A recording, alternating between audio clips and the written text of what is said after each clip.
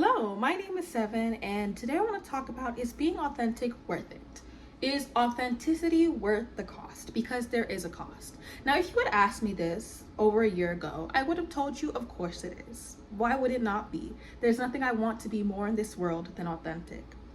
But I realized that we still live in a world, we still live in an environment, we still live in a capitalistic hellscape, we still live in an extremely hierarchical environment. And it is ungrounded in reality to not acknowledge that. It is naive, it is immature, and it's not real to not acknowledge it, to not acknowledge that there are costs. People are not masking for no reason. People are not playing these hierarchy games for no reason. People are not obsessed with how they look, and people are not willing to literally butcher themselves for appearance sake, starve themselves, literally kill themselves to look a certain way. People are not ready to sacrifice any semblance of morals to get money. People are not willing to throw people that they love under buses and betray others to top this hierarchy for nothing. It's a valued resource. Being at the top of the hierarchy is a very valued resource, and it is not real to not acknowledge that. And being authentic does mean, to a certain extent, sacrificing all of that. It does mean sacrificing a lot of social currency. Now, this is not saying that you cannot have social currency when you are authentic. You absolutely can. But it is not something that will just appear. There is not an ease. The easiest way to get to the top is to be skinny and white. And a man. That's the easiest way. It's not through hard work. It's not through intelligence. It's not through capability. It's not through talent. It's not through brilliance. It's through topping the hierarchy. It's the easiest way. It's the most direct way. So, put on makeup before you leave the house. Remember, your outfit's a representation of you. You know what I'm saying? Remember to always have your etiquette. Because again, I do believe that the idea of social etiquette and social rules started by like a social contract. Don't punch people in the face. Don't, make space very, very uncomfortable or be cruel or make life harder for everybody. Have human decency. Of course, that is the initial reasoning for social rules. But of course, it's morphed into something different, right? And I've been like, there's a huge cost to being authentic. Things are not as utopian. In an ideal life, being authentic would mean that you would have a better life. It would be the better way to live. Within this reality, it will invite more challenges to your life before it invites good things. I would say it is not as quick. It's not that quick gratification. So I said it a little bit ago that it is possible to top the hierarchy while being authentic, but it is something that you must build. When you are not using the default model that is given to you, building a model that serves the purposes and still hits the marks that are needed to succeed takes a lot more time. You have to relearn social etiquette in a way that is true to yourself, but still allows you to navigate through social situations. You have to find a style that is true to yourself, but still makes you feel beautiful and still communicates, because fashion is communication. It is not just expression, but it is communication. That is another point of fashion.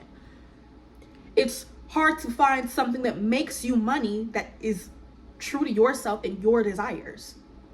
That's really hard. It's really hard to find a job or a entrepreneurship path or a whatever path that will pay you, but also go by your morals and your code and allow you to be your fullest expression of yourself. That's not an easy thing to do. It's not. The easiest thing to do is, and again, when I say ease, I mean simplicity, straightforward. Already there's a roadblock, or I mean not a roadblock, there's a pavement made for you. There's already a book telling you how, an instruction manual. It's easy in the sense that it's the most convenient paths. It requires the least amount of cognitive strain, the least amount of newness, the least amount of risk, the most amount of spiritual ease. Lose weight, get a really good makeup routine and a skin routine. Buy the clothes that symbolize that you are high class, or you in one way or another, whether that is monetarily you're high class, so you got them red bottoms, you got the Birkin bag, regardless of if you think it's ugly or not, or you have the clothes that are trendy, even if it's from Shein, like signal you're cool, you're different, but you're not too different. You're different in a way that's trendsetter and icon, even though you copied it off of Pinterest. You take the career path that's going to make you the most money. You go to school, and you do whatever it takes to make good money, to look pretty. You're just as likable. You follow all the social rules. You only talk about the socially, designated topics for the group that you're going towards. They do whole training programs on this. They tell you who to be to succeed, and you try your best to fit it. Now, for some of us, there's some things, some of us, we can't fit those things. Like, for example, some of us can't become white, though a lot of us will lighten our skin, do skin bleaching, to get as close to that as possible. Some of us can't lose all the weight to be a size 0, but they will definitely try the Ozempics and the GLP-1s and try and catch a bug to get as skinny as possible, right? Some of us won't be a man, but we can become a pick-me to please the men. We try to get as much proximity. Some of us, we'll never be white, but we can go use the white man's religion to symbolize that, hey, I'm still good. I still serve a white Jesus, right? We can use other things to try and pull ourselves into proximity. Some of us are autistic, and so we mask and say, hey, I'm like your neurotypical people. We sacrifice the parts of ourselves that we cannot change as much as we can to get as close to what we need to. And we constantly make these sacrifices of personality, of personhood, of identity, of culture, of love and care for ourselves to get these benefits. But it's like there are benefits at the end of those things. There are things that you gain. You do gain popularity. And popularity, I used to think growing up, I was definitely that I'm not like other girls. And again, I know it's a little bit naive, childish as fuck, is to say popular people are just really silly. Why do you care so much about being pretty? Why do you care so much about being popular? But being popular opens doors. It gets you invites. It gets you around the right people. It gets you into situations that you couldn't have gotten to by yourself. There is benefits. There are benefits. And I would never ask anybody to sacrifice those benefits without understanding that it is going to be sacrificed. And that you can still gain the communal love. You can still gain the beauty. You can still gain a different version of status, but it is a different, much longer path, a much more tolling path. My path was not easy at all. I, again, have never been a popular person, ever. I was always an outcast. I always was a loser. I have autism. And I suspect it's level 2 autism, not level 1. It's quite more severe than I think people realize it is. And so I don't actually have the ability to mask. I was not born with the ability to mask. So when people say, just mask, I can't. My only way of masking is to shut up and not say anything, right? And so that really did put me at a disadvantage. So most of my thing was just, being quiet, keeping away from people, really, not showing as much of myself, and really just throwing myself into my studies. That was the way that I masked. That was not authenticity. Even though I wasn't masking, I wasn't being authentic as much. Of course, I still wore the things I wanted to wear, but it didn't really strike me to be as authentic till I was 21. And from being 21, and really diving into who I am and discovering what I am, and really touching the untapped emotions that I had just thrown to the back, because again, people don't care about your emotions when you're autistic or a Black woman or a fat Black woman. Because again, I recently lost a lot of weight. Again, I do have a disability, comorbidity with my autism, and I've had a lot of medications and trials to treat it, and one of those medications caused me to gain about 100 pounds. Yeah. And I was finally able to get off of it and finally able to try some new things, and I lost a lot of weight, right? But before, I was fat Black woman. Nobody cares about your emotions when you have as many labels as I do. Nobody cares, right? And I think that really, instead of saying that, what, I am less than, or I will let myself be like the weird girl, I'm like, okay, no, I love myself. I love everything that I stand for. And I think I should actually be very loud about the things that I am, the person that I am, and very harsh and brash and, very confusing. I should just be the person that nobody understands, and I need to stand on it, and I need to stand on it loud, and I would wear these crazy outfits, and I would wear these crazy makeup looks, and I would talk about these crazy things, and I definitely got a reputation for being like insane. Everybody thought I was insane, because that is the cost of authenticity. That is what happens when you first pick authenticity, is that you're going to have to dig up the version of yourself that you buried, that has not formed, that was supposed to go through these developmental periods with you, that was supposed to come with you throughout your entire life, that you've let just sit inside you, very underdeveloped version of yourself. That's another thing I feel like people don't talk about with authenticity. When you make the choice to be authentic, when you have not been authentic, your authentic self is underdeveloped. So you have to bring this underdeveloped version of yourself, this underdeveloped version of yourself that has not had any chance to accumulate to the world that they're in. This version of yourself that doesn't really, that's just this blob that only makes sense to you. That the only person that can really see it is you. You bring that out and everyone looks at it and they're like, why would you bring this to the front? And they're like, this looks insane. This is insane. This is crazy.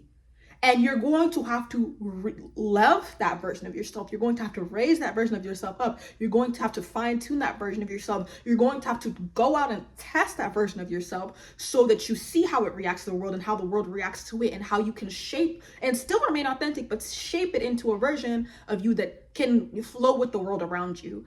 From those periods, you're going to look insane. You're not using the playbook. And even after you do that, you're still going to look insane to a lot of people. Like, you kind of have to let go of the, sane part of yourself, or the sane image, or the appropriate image when you're going to be authentic. And unfortunately, in this world of instant gratification, something that requires that much delayed gratification is a very painful process to go. That's why they call it the ego death. Because not only are you birthing something new, you are also killing another version of yourself off. And it's very painful. And so I'm not going to sit here and I'm not going to say you should be authentic. Your life is going to be so much sunshine and rainbow, because it won't be.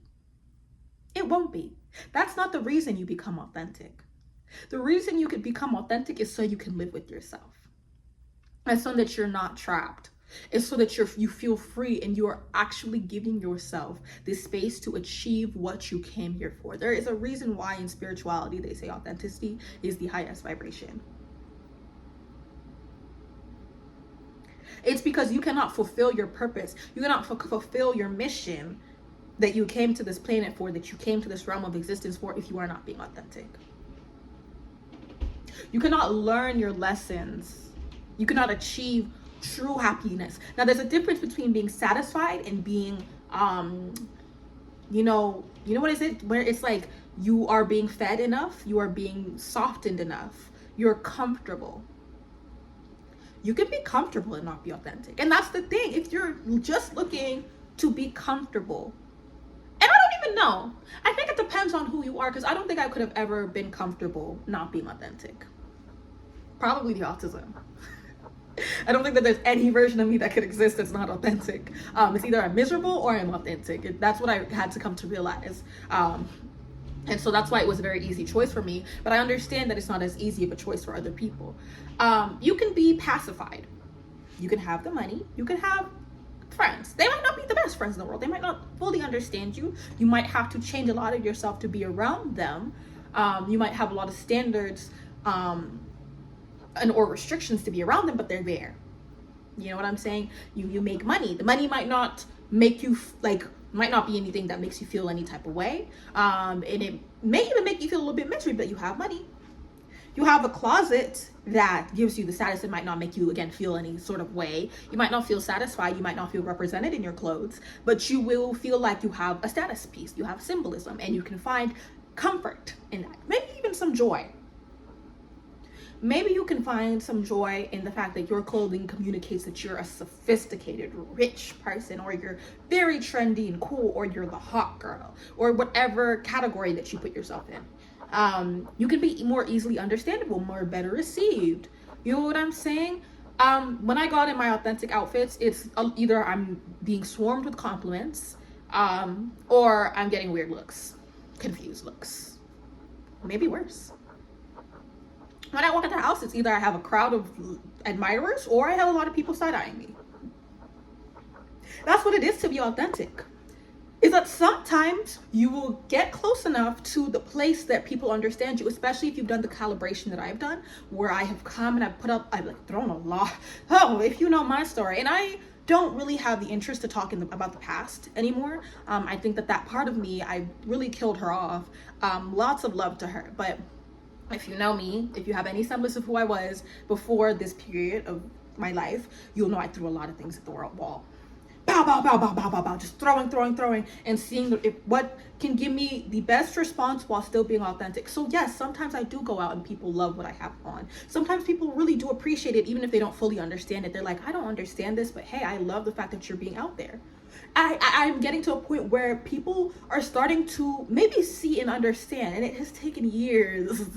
Like, you're not going to go on this journey and it's gonna just immediately come to you. It has taken years. And even then, I sometimes ask myself, what did I have to sacrifice? And how much of this is me playing into the hierarchies while just living alongside them? Like, playing into the hierarchies without completely giving into them. And I also, brings up another topic. I do think that balance is also necessary.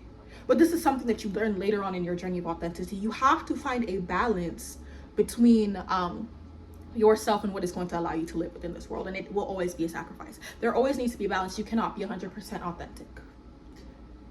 You can't. If you want to succeed in this world, with other people. Now, if you live in the forest, and even then, even if you were to go live in the forest in a cabin in the woods, you still have to eat and you still have to hunt. And so when you go to hunt, you have to put on the identity of a hunter. When you have to garden, you have to go put on the identity of a gardener. There are rules you do have to abide with. Complete authenticity does not mean just doing whatever the fuck you want. I think there was a period I did believe that.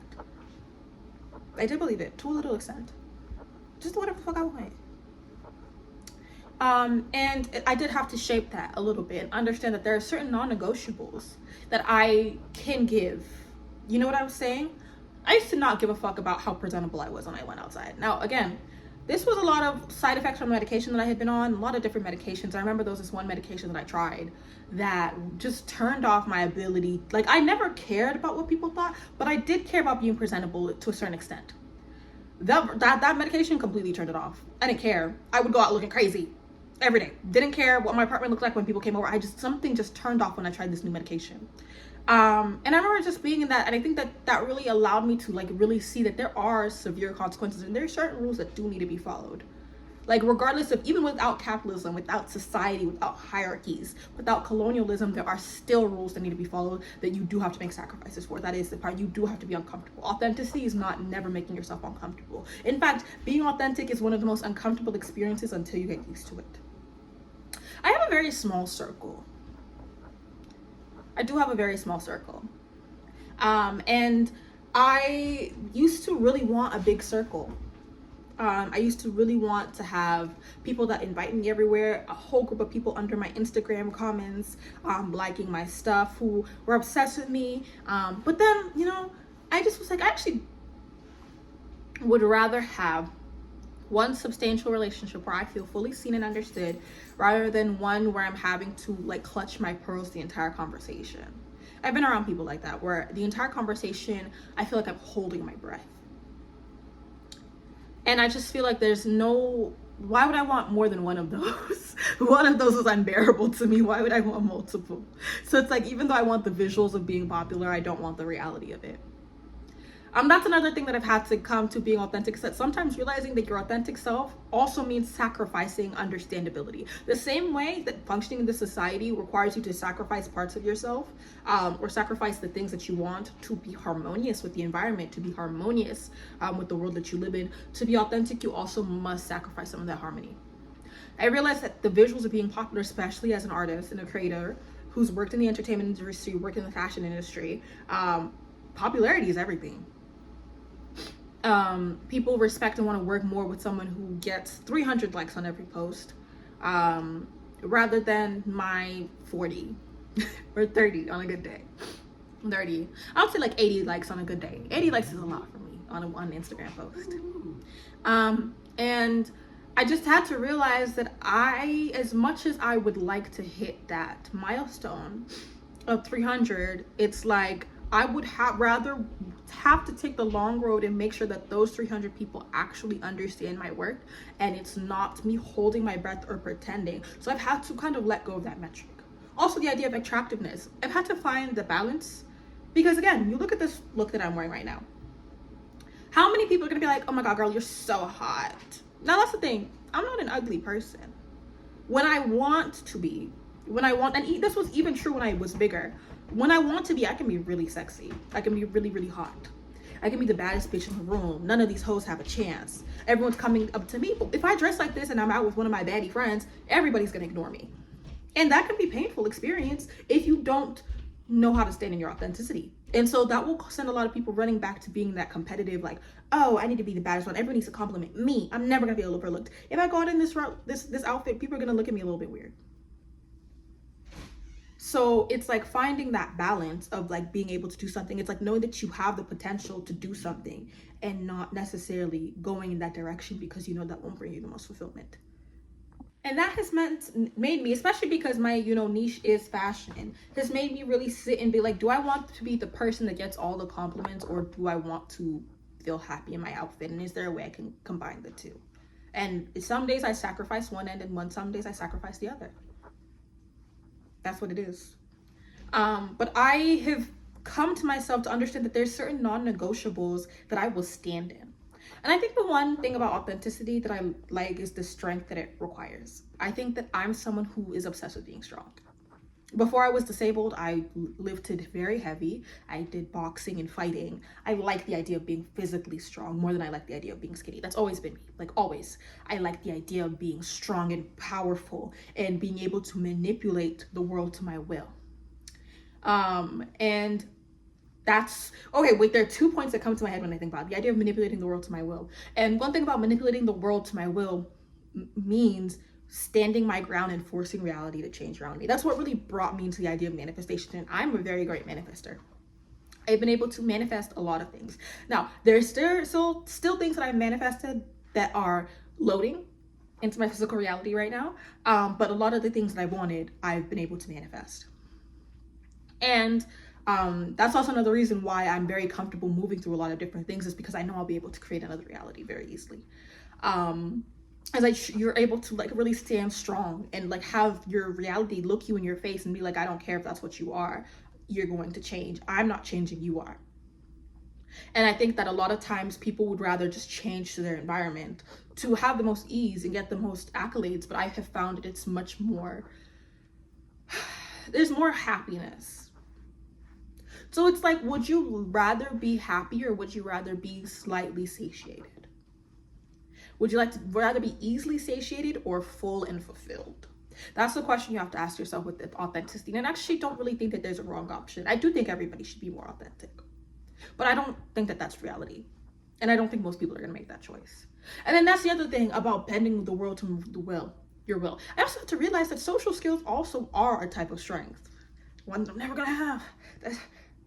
Everyone's saying, hey, autism, that's one strength that I'm probably never gonna have.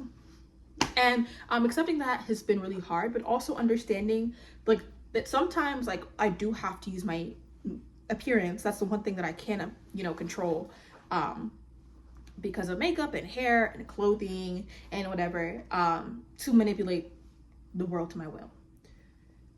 It's a really hard balance to strike, I think.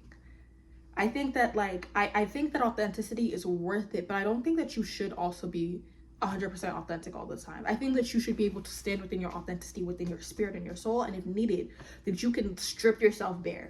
If you need to, you can strip yourself bare and just be your authentic self. Nothing needed, like nothing else needed. I think that's what it is that I think that there are different uses for different costumes, for different masks, and for different versions of yourself, but you need to know the version of yourself without the masks first, and I don't think anybody does.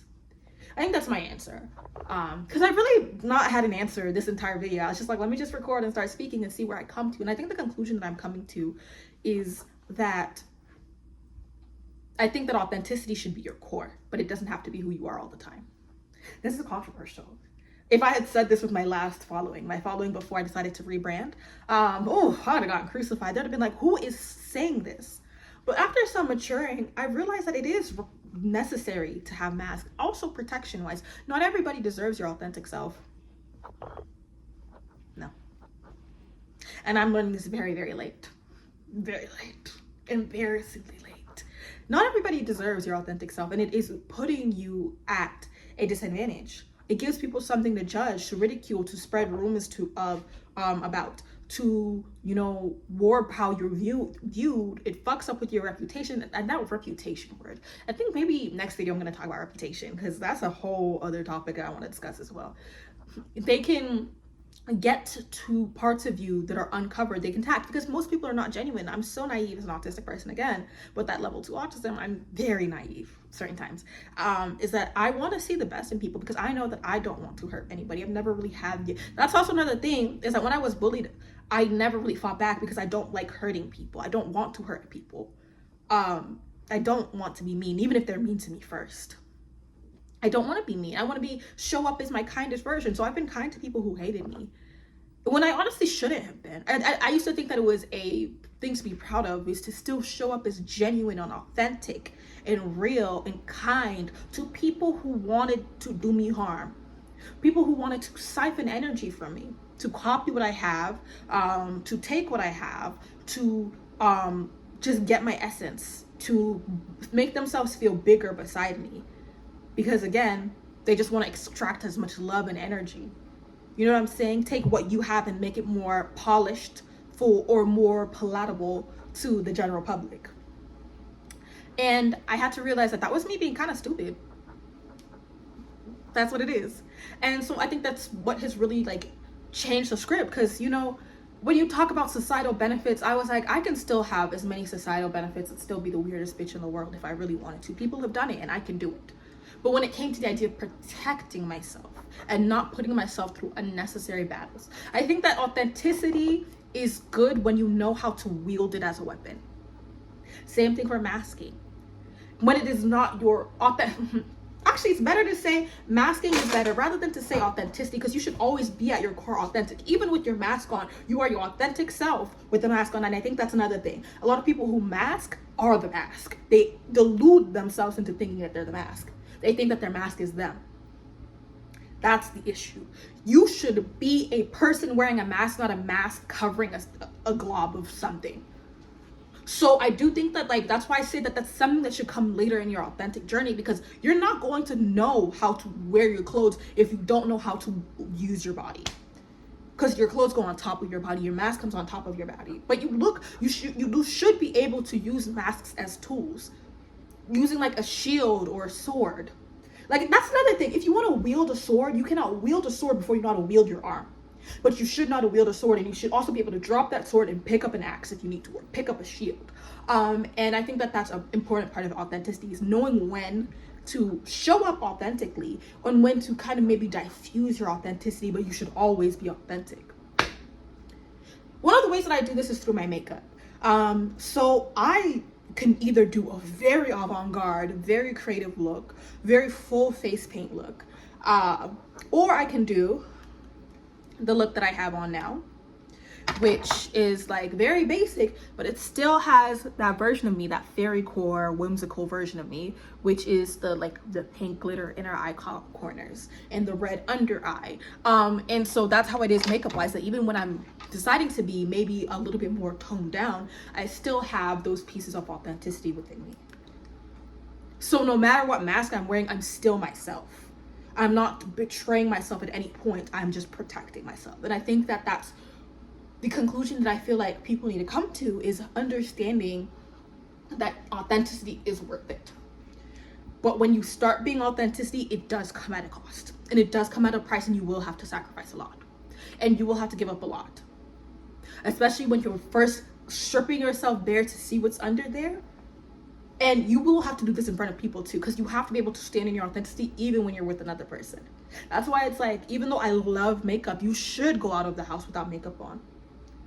You should go out the house as natural as you can, so you know that you have that level of confidence. Because people are like, how do you walk in your confidence? How do you have that aura? It's because I used to walk out around looking a mess. I don't think you can truly be a bad bitch if you don't know how to look a mess, if you aren't happy to look a mess sometimes. And I'm going to stand by that. You are not an actual fashionable person if you've never put on a questionable outfit. You just follow Pinterest boards. You're not fashionable. I don't think so. And I don't think everybody has to be fashionable. I just think that like, if you're really, truly at your core, you know what I'm saying? That bitch, you will know how to work without, and you will know how to work with. And it's the same thing. You are not truly, and that's another thing about it. It's like sometimes you think that you're manipulating other people when you're using a mask, or you're swaying them, but they're actually swaying you. If you don't know how to stand without a mask, people will just tell you what mask to wear, and they will literally sway the essence of who you are. They will always be able to determine how you show up. They'll always have a couple snide comments, or a couple, manufactured social situations, or a couple letdowns here and there. They'll be able to make you do whatever you want. All they have to do is do this comment to make this other person comment this, and group up against you, and then you'll shift. So you think that you're in power. Oh, I'm making people like me. Oh, when you are actually the puppet. So if you don't know how to be an authentic person without all of that, then you are not strong the way you think you are. You're not in control. It's like one of the examples is that I give is that a lot of young girls want to be like, I want to manipulate a rich person, I want a rich sugar daddy, and I'm going to manipulate him to spend all his money. But that rich sugar daddy is 60 years old and you are 19. Who do you think you're manipulating? You think that because you're coming in here like, I'm so pretty, he can't say no to me, you think you're the one with the power in the situation? You don't know the experience. You don't have the understanding of the rules that are actually happening. And so you're the one that ends up being manipulated. That's why a lot of people say, don't go into this. It might seem glamorous at first, but it is going to strip you of your power. And that's how I feel like authenticity, a lack of authenticity is. It only starts fun. When you're a teenager, I think that's one of the best places, young, teenagehood, and being in college. I think that's why a lot of people find it fun, because I think that that's one of the places where learning what masks and manipulating and playing a game is all fun and games, is when you're in high school and college. When you get into the real world, you're going to realize, oh, they stripped the soul out of me. No, it's because you never had one in the first place. That's when you start paying the price of it. Authenticity, on the other hand, is when you're around younger, more immature people who just want to be accepted. You're going to be filleted. You are going to be filleted, you're going to be ridiculed. But when you start to grow up and you start to be around more powerful people, when you start to get into situations that require you to know yourself, you're the one with the upper hand. So it is something that is more of a long-term investment rather than a short-term instant gratification thing. So being authentic is worth it. It's just not worth it immediately. So that's the thing. If you are looking for something that is worth it immediately, if you're looking for a quick fix, how to become popular by tomorrow, then this is not the channel for you. If you are looking for how do I know myself so well that reality itself bends to my sense of self, then this is it. If I want to know myself so well that I command respect and people know not to play with me, that's this channel. If you're looking for, I want to be the baddest bitch in every room, this is not the channel for you. I want to back every nigga, I want to be the most popular, get the fuck off my channel. I'm sorry. I'm sorry, this is not for you. But if you want to be like, I want to attract relationships that make me feel fulfilled and seen, that don't feel like I'm holding my breath all the time, then 7 is the brand. It's the channel for you. But if you're looking for, I want to be in community, like that actually waters into me as much as I water into them, that actually feels like it's hitting at the soul level, then yeah, be authentic. If you want a life that you can sigh happily, that you're excited to live your life rather than you're excited of how people perceive you, if you want to feel like you're the one that's truly driving, not societal expectations, not your coworkers, not your community, but you're the one driving and they fit you rather than you fit them, then you want to listen to 7. That's what it is. That's really what it is. So yes, authenticity is worth it, but you will have to fight for it and you will have to play the long game. That's why I keep saying 7's a luxury brand, because it is not something that is achieved easily. It's something that you gain through hard work, and it's not something you can cheat your way through. You can't come in with daddy's money and get this luxury.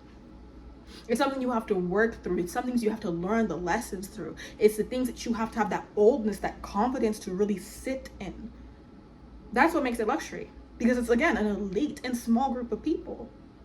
So this video is not for everybody, but it is worth it.